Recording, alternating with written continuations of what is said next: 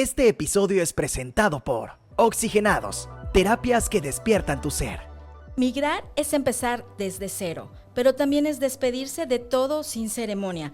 Este es un espacio para hablar del duelo que nadie ve, pero que puede pasar todos los días, el duelo del migrante. Esto es Psicólogos para qué.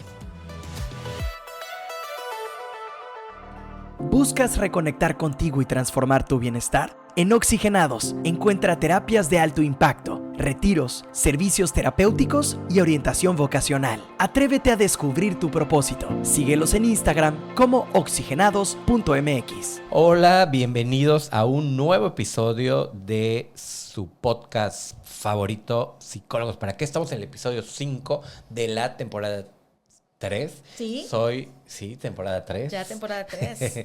Mi nombre es Wilber para qué y les doy la bienvenida. Les dejo aquí con mi compañera. Hola, ¿qué tal? Yo soy Isis Para qué y estoy muy contenta de estar en este quinto programa de nuestra tercera temporada. Y pues bueno, este tema que traemos hoy igual, ¿no? Muy pues impactante y de pronto poco reconocido a lo mejor, sobre todo por la gente que somos como muy locales. No tenemos como tan en cuenta esta parte, ¿no? De los migrantes y del duelo del migrante. Y para eso pues tenemos a un gran invitado, de verdad, que una persona no solo muy preparada, sino que a lo mejor también alguien que pueda hablar de primera mano, ¿no? De este tema, que es el psicólogo Joan Castejón. ¿Qué tal? Bienvenido. Bienvenido, ¿Cómo estás? Joan. Y bueno, queremos, Joan, como siempre en nuestro programa, que te puedas presentar como a ti te gustaría que te conocieran. Y bueno, también lo sacamos de su consultorio, así como lo sacamos nuestro productor Ángel Alcalá del consultorio. Hoy lo sacamos a él de su consultorio. Bienvenido. Ok, bueno, primero que nada, muchas gracias por la invitación. Tercera temporada, qué falta de respeto que no me habían invitado antes, ¿ah? ¿Qué tal? Qué falta de respeto, güey. Es difícil y complicado con tu agenda. No, sí, totalmente. No, pero de verdad que feliz de estar acá, de acompañarlos en un tema que, pues, primero que nada me apasiona, ¿no? Tanto en primera persona porque soy inmigrante, así como también he tenido esta perspectiva de conocer varias nacionalidades, de entender un poquito cómo es la migración también dependiendo del país de donde vengas, y llegar a Mérida también es toda una historia, ¿no? Porque es una ciudad donde inclusive los propios mexicanos se sienten inmigrantes cuando vienen a vivir acá. Entonces, es bastante interesante, bastante complicado, pero bueno, yo soy un libro abierto y quiero comentarles un poquito mi historia y hablar, reflexionar un poquito. Muchas gracias. Y en mi mente, de los yucatecos no vas a estar hablando. Exactamente. Pero tiene la razón. Un poco sí, digo, todos, o sea, muy hospitalarios y así, pero sí, es real. Mucha gente se siente todavía Oye, Joan, pero para inmigrante. empezar, ¿de dónde vienes? ¿Tú de dónde eres? Bueno, primero que nada, mi historia comenzó un 7 de febrero. No. Ay, amor. Mi historia empieza en Venezuela. Obviamente, pues ahí estudié, ahí me formé, trabajé durante 7 años en toda la industria petrolera. Creo que es la primera vez que cuento esto en un podcast, pero petrolera. Bueno. Sí, en la industria petrolera. Wow. Estaba ya como psicólogo de toda la parte de recursos humanos. Y bueno, pues para nadie es un secreto, Venezuela pasó una crisis humanitaria bastante importante. Claro. En el año 2016. Sí. Ya yo tenía un año pensando emigrar, tenía familia acá. Y un buen día mi tío, que ya tenía desde el 2002 viviendo acá, porque también trabajaba en la industria petrolera, me dijo, ¿por qué no lo intentas? Y yo dije, pues agarré mi maleta, llena de sueños, de mi título profesional, de todo, y me vine para acá, vuelo Maiquetía, Panamá, Cancún, y de Cancún me vengo para acá. Wow. Okay. Oye, sí. pero está muy fuerte eso que estás diciendo, ¿no? Yo lo estoy pensando porque, o sea, ¿cómo? Ok, digo, lo contaste ahorita muy rapidísimo y así como agarré mis maletas, hice mi maleta, pero, o sea, ¿tuviste tiempo para pensarlo? ¿Lo pensaste? ¿No lo pensaste? Will, un año. Un año contundentemente, un año de terapia que pensé que me iba a ayudar a adaptarme mejor. Mentira.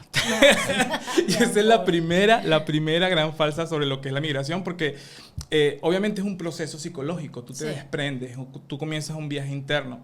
Y la realidad es que dentro de esa primera fase de ese duelo psicológico existe lo que se llama expectativa o romantización.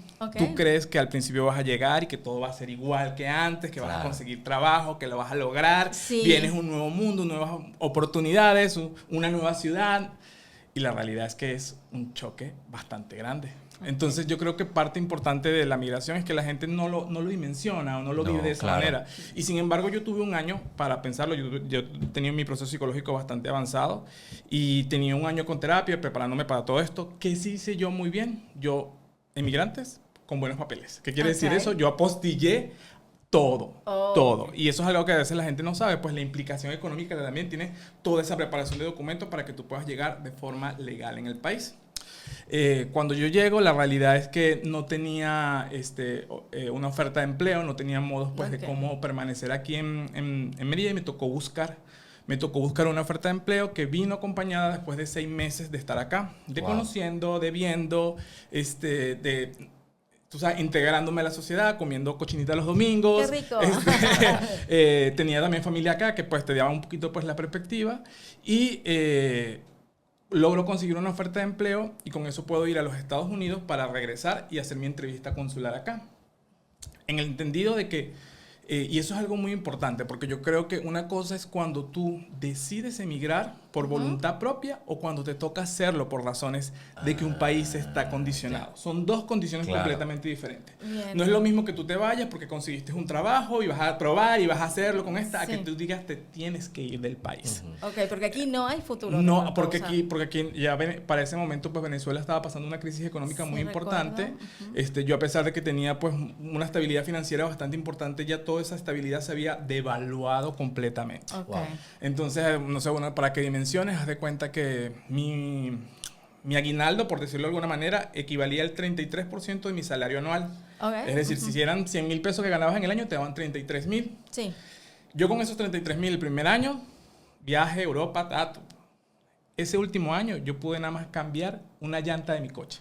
Ok, o O sea, sea. imagínate tú la devaluación Sí. tan grande que tenía pues por esa condición. Entonces, eso me tomó a mí la decisión de decir, ok, o me voy o lo intento o me quedo aquí Claro. y padezco, ¿no? Entonces, eso fue como que la primera opción de voluntad. ¿Y por qué lo diferencio bastante en las razones? Porque no es lo mismo ver que tu país pase por condiciones duras y te toque dejarlo, Sí. que a lo mejor una migración de Honduras, una migración de a lo mejor del cubano, y yo tengo amigos cercanos Ajá, cubanos claro. que viven aquí también acá en Mérida, y ellos nunca sueñan con regresar, Ok. porque el país nunca le brindó esa estabilidad Claro. que ellos lograron tener aquí, entonces ellos valoran mucho más acá.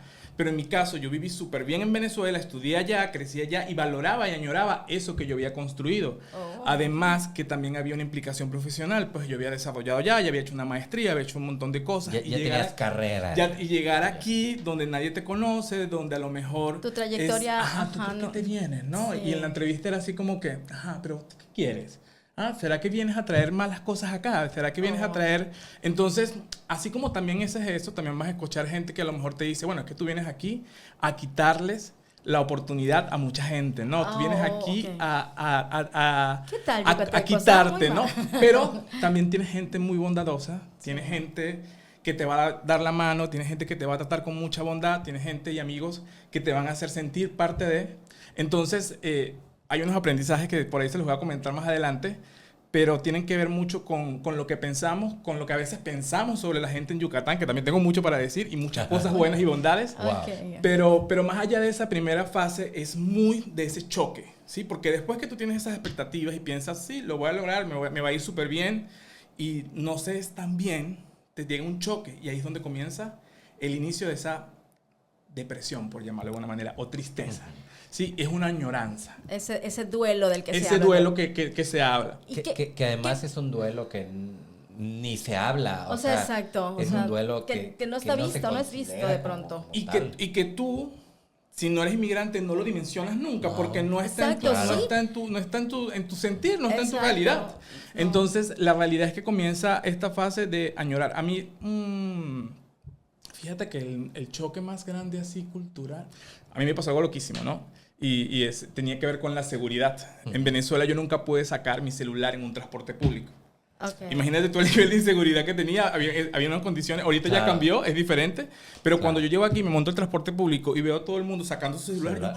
¡wow! Ok. ¡Qué increíble! ¿No? Imagínate, se puede sacar el celular y yo, mira, cosas tan sencillas, ¿no? Como esas.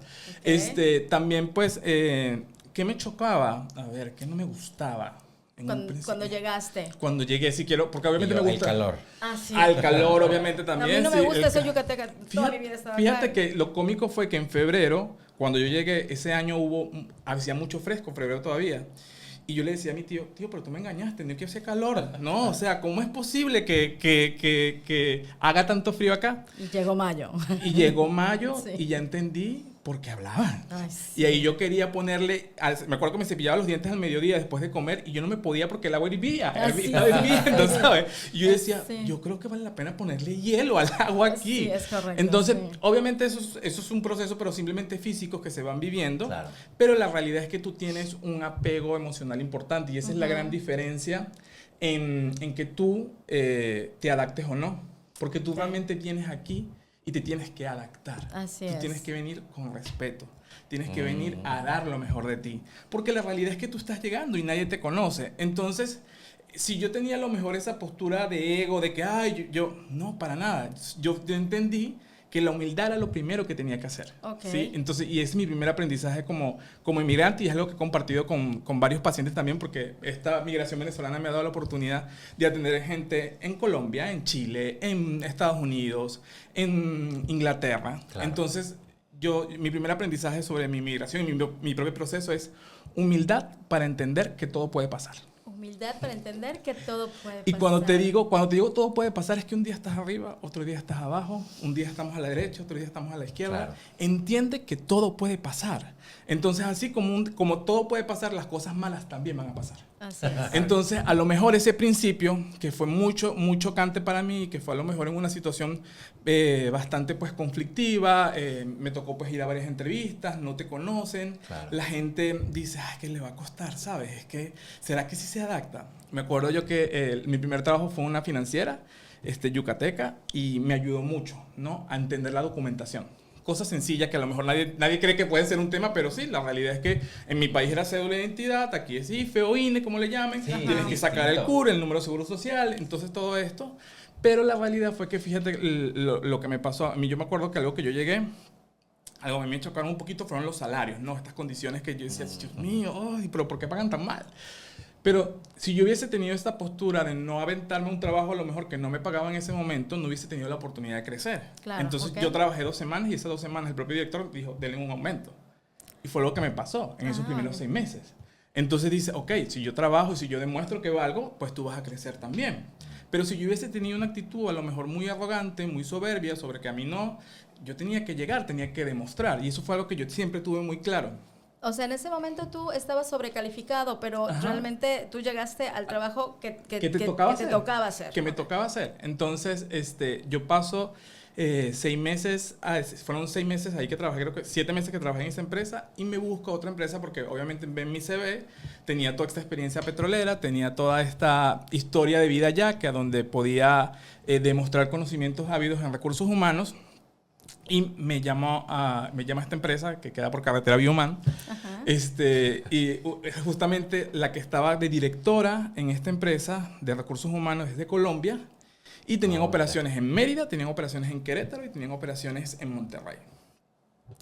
Se había ido la persona de recursos humanos ahí.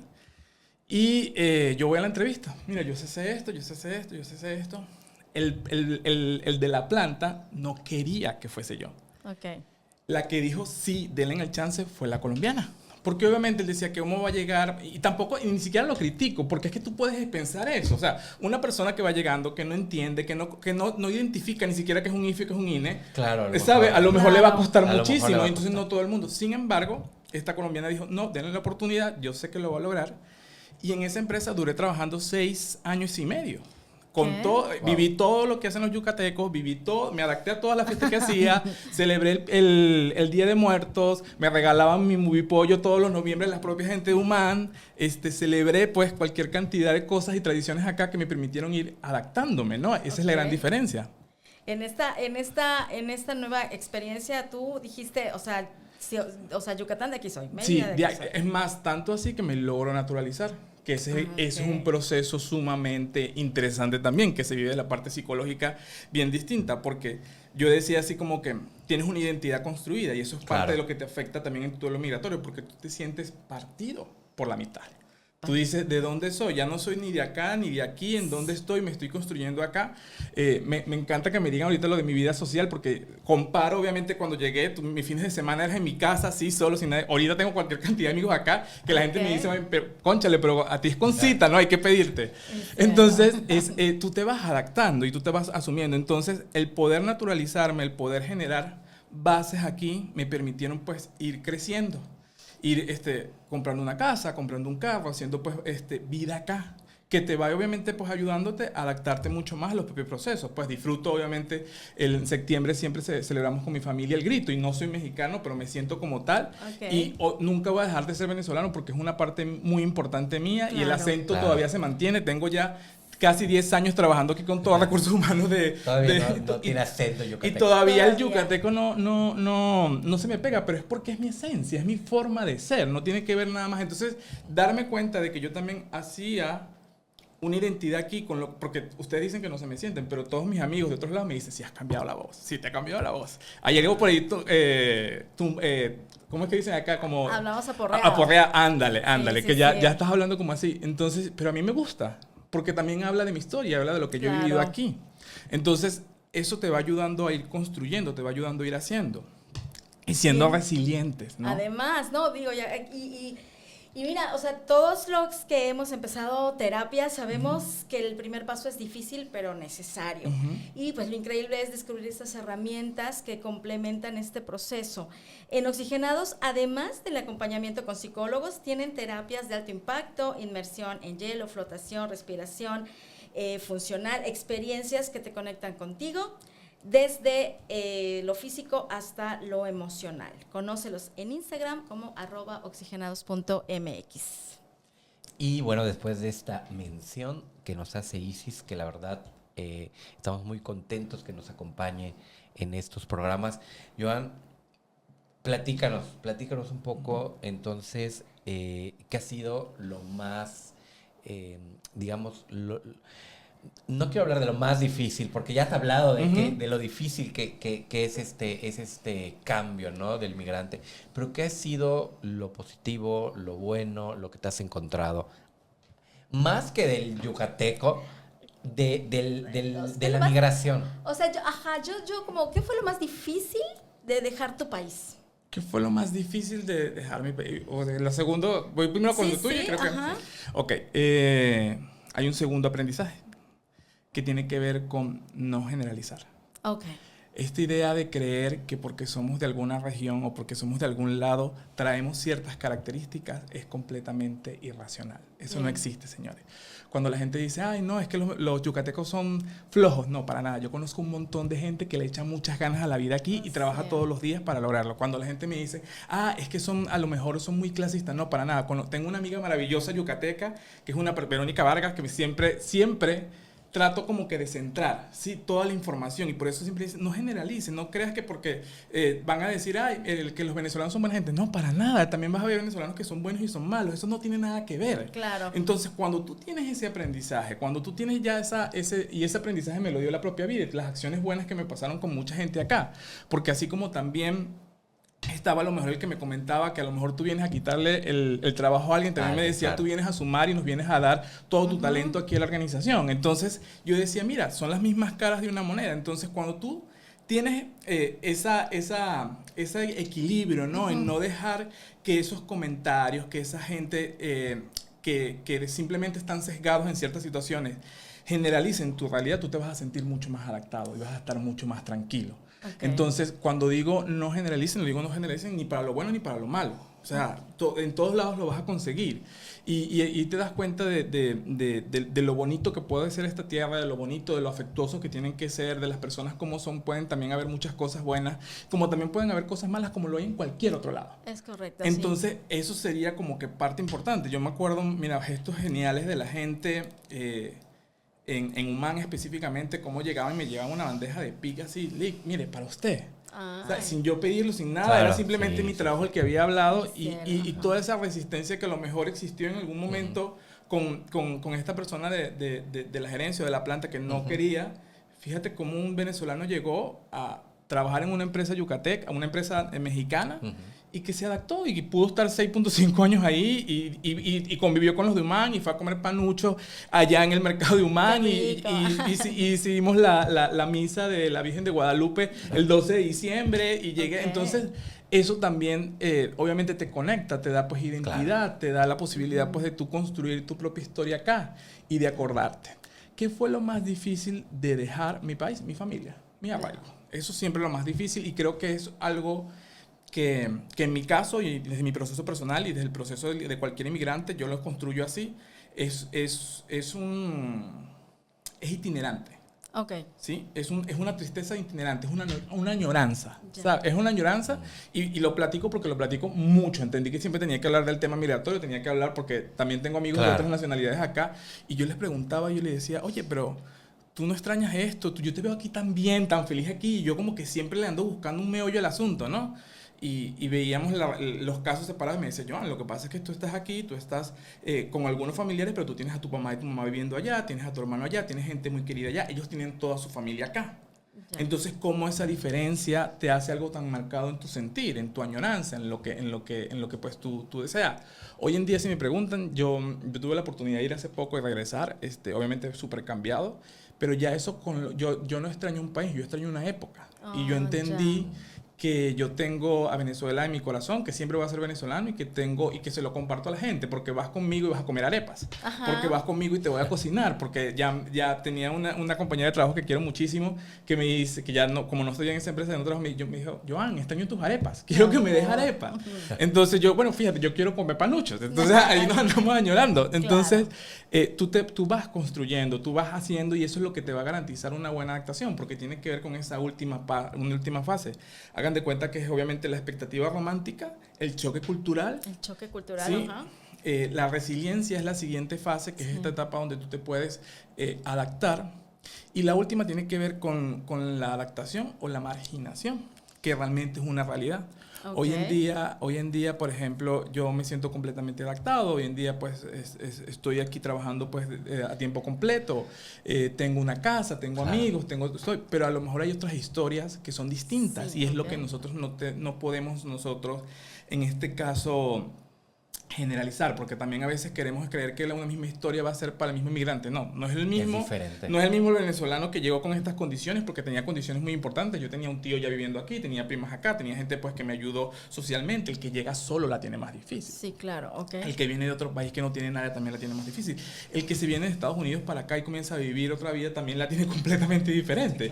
Entonces, sí, son realidades, ¿no? Y eso es lo interesante de la migración, porque es un mismo fenómeno que se va regionalizando dependiendo de tus características muy individuales. Okay. ¿Sí? Entonces es ahí donde está. Sí, la realidad es que sí hay gente también pues que es marginada, la realidad es que hay gente que también no se adapta ni siquiera.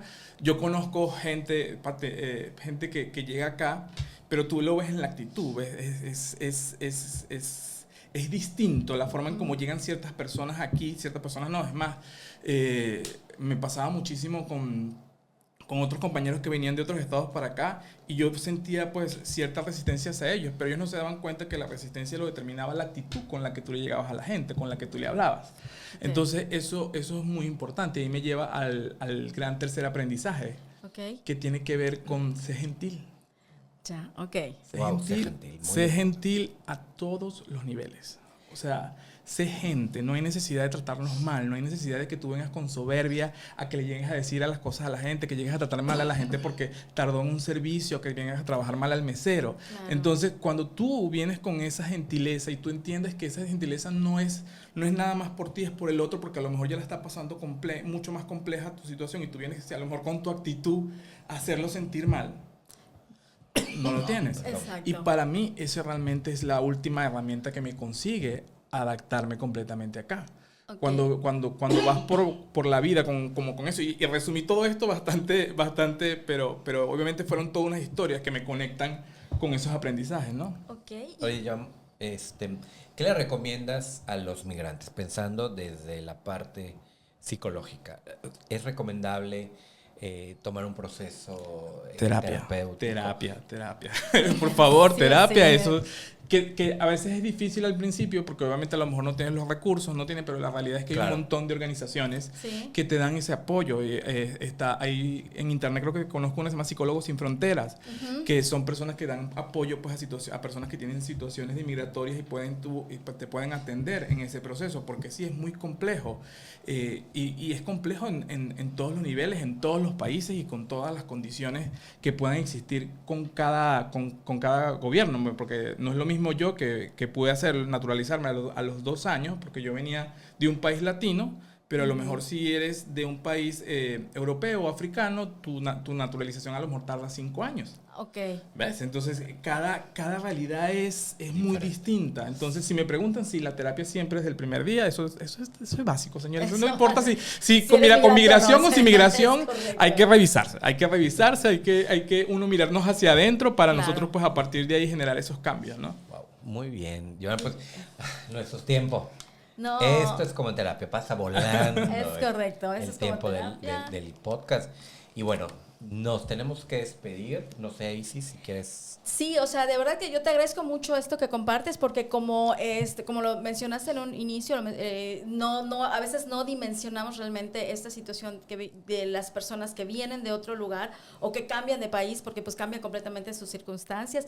Y creo que me quedo con esta parte de que cada realidad es distinta. No es lo mismo venir, pues a lo mejor en tus condiciones que en las de todas las demás personas, ¿no?, que llegan. Y me encantó. Fueron 3 aprendizajes: ser el gentil, el resiliente y el primero... Humildad para entender que todo puede pasar. Para entender que todo puede pasar. El segundo tiene que ver con no generalices. No generalices. Y el tercero, sé gentil. Sé gentil. Me encantó y te agradezco mucho, de verdad, el tiempo que nos has dedicado, y espero que este programa les sirva a gente que no está, o sea, a lo mejor no es migrante o lo está pensando, y pues bueno, tiene un primer acercamiento a lo que es, ¿no? Para entender exactamente lo que significa la migración. Es correcto. Muchas gracias. Muy bien, pues esto fue Psicólogos para qué, una producción de Comunica. Le agradecemos a Ángel Alcalá, que es nuestro productor. Y bueno, si te gusta lo que escuchaste, síguenos en Instagram. Síguelos en Instagram como comunica.mx y acompáñanos a crear conversaciones que importan y que además nos ayudan en nuestra salud mental también. En nuestra salud mental, en nuestro crecimiento. Así es. Muchas y gracias. Síganos en Psicólogos para qué en redes sociales como @psicólogos para qué en Instagram y también en Spotify. Dale a la campanita. Estoy un poco ahorita medio migrando. Perdido. Migrando. Porque nos faltó algo. Antes de que terminemos el capítulo, tus redes sociales, ¿dónde es correcto, eso nos falta. Eso se nos estaba olvidando. Nosotros ya estamos cerrando el programa porque el tiempo pasa volando, pero rápidamente. Me pueden encontrar en todas las redes sociales como PSIC Joan Castejón. Joan Castejón, pues. ¿Tú das terapia? Sí, tengo terapia, sí doy terapia y pues más que todo en mi horario es nocturno y en los fines de semana. Pero ya pues con mi trabajo de tiempo completo más la terapia, se pueden imaginar cómo son mis tiempos. Sí, claro, por eso no te habíamos logrado tener aquí en el programa. Ok, muchas gracias. Ahora sí, ya puedes cerrar el programa. Pues muchas gracias a todos por escucharnos. Esperemos que hayan disfrutado este programa tanto como nosotros lo disfrutamos haciéndolo. Y estamos muy aquí, como ya dijo Wilber, síganos en nuestras redes sociales. Denle like a la campanita para que puedan escuchar cuando ya estrenamos programas. Estamos pendientes, 5º programa de la 3ª temporada. Y pues bueno, esto fue Psicólogos para qué. Hasta la próxima. Adiós. Este episodio es presentado por Oxigenados, terapias que despiertan tu ser.